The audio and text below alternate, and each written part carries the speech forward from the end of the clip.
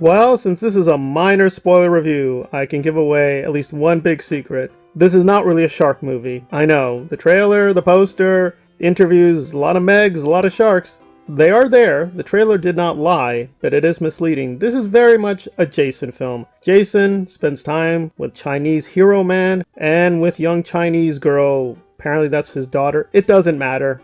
It really doesn't matter.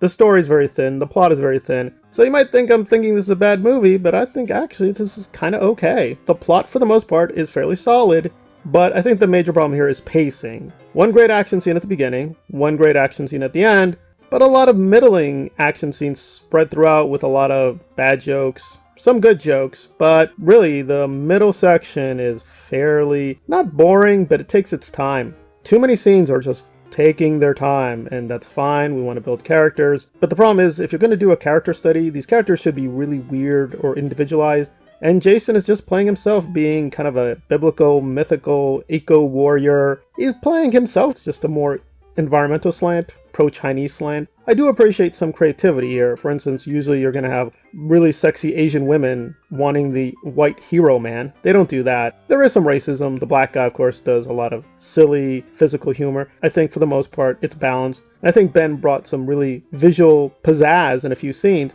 but it's not enough. It's not Oppenheimer, so it really should be visually alluring for most of the film.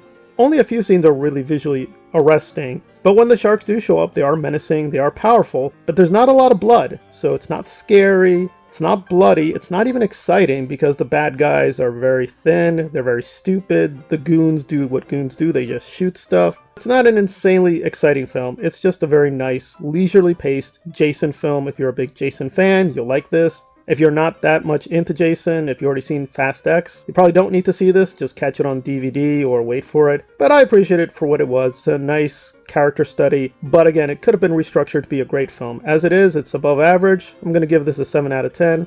I'll be forced to give Barbie a 6.75. I'm okay with that as well. It's an okay film, above average. It's not terrible, but it's not necessary to see this at full price.